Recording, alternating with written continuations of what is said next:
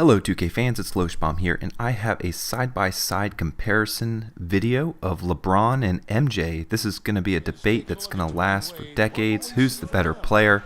And if you're fortunate enough to have both in my team mode, well, consider yourself lucky. And in this video, I'm going to highlight the strengths of both MJ and LeBron and show a little bit of how they play differently. First, I'm going to go over Jordan's jump shot. You can see he's got a quick release there. And this release is about as sweet as it comes. It reminds me very much of Mitch Richmond's, any of the players who you associate with a very sweet release, very forgiving. Got a lot of A shot ratings coming out of MJ, just very quick, and his jump shot is very good in this game, probably the best. Now let's look at driving ability. MJ's got great ball handling skills, good off, hand dribbling, gets into the lane, gets the contact layup, it goes in. There's really no play there to be had, but he just, used his force of will, get into the traffic there, make something happen, and he gets an and one as he goes to the line. Just looking at this ball handling ability, there's no real special dribble moves going on here, but in a normal situation, any other player would have probably coughed up the ball 3 times by now, but not MJ. He's able to get in the lane, get that contact shot over the taller LeBron, and it goes in. Looking at another angle of it, you can see he's just dribbling all around. That probably reminds you of some of the highlights of him back in the day, just going all over the place. And it's so frustrating because eventually he's going to weave his way and find an opening and get in there. Now looking at his free throw shot, it's a very easy release. He's slightly better than LeBron in terms of free throw rating, but very good release nonetheless. Now looking at his ability to dunk, MJ never passes up an opportunity to throw it down on top of somebody's face. And you can see here, he's just going to get this pass, get it pretty much a free, wide open lane to the hoop. Nobody's there to stop him except for Chris Bosh, who's just there as a spectator, and it doesn't work out too well for him. MJ's got the classic dunk package that you would associate with MJ, so you're always going to see new dunks out of him. There's a two-handed dunk, but he'll do the one-handed dunks. He'll do pretty much every other player's dunk. You'll almost never see 2 of the same dunk in one game out of him, which is pretty exciting.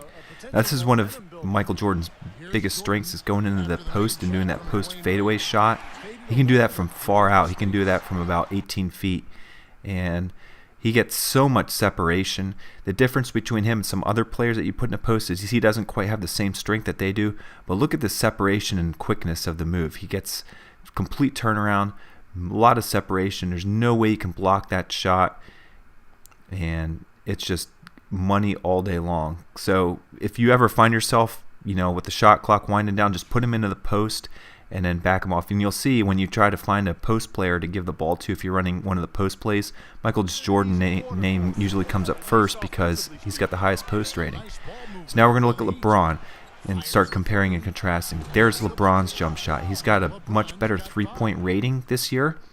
I believe it's 85 compared to Jordan's 77. But look at that jump shot. Every jump shot LeBron takes, a standard jump shot is like a backup fading shot. So not only does he get a lot of height on his shot, but he also gets a little bit of a backwards movement there. So he is virtually unblockable on a stand-up jumper. And I also have a little bit of a surprise for you in this video. When I was filming this, I ran into a blooper here, and you can see LeBron is basically halfway to the tunnel, and he launches this shot as the cheerleaders come out.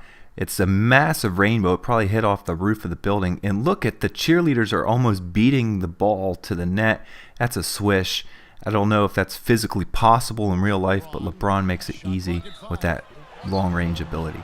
Now his drive in this game is really good. He's always coming up with animations, but sometimes they get blocked, which is kind of different. Looking at his free throw, it's a good release. It takes a little bit longer than Jordan's, but I found that it's not quite as reliable as Jordan's, but still good nonetheless. If the game is on the line, you can count on him to make it 80% of the time. And look at his ability to drive there. He just runs through traffic. He's got a lot of strength.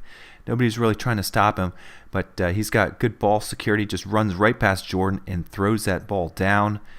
If you played this game last year, you remember the LeBron turbo cheesers, and that's a little bit negated this year, but he still can get into the lane and drive every once in a while. And look at that. This is something that MJ doesn't quite do that well. LeBron's got a great pass rating. He's got something like a 90 or 95 alley-oop pass tendency rating. So LeBron's strength is his passing ability. That's very uncommon for people at the small forward position.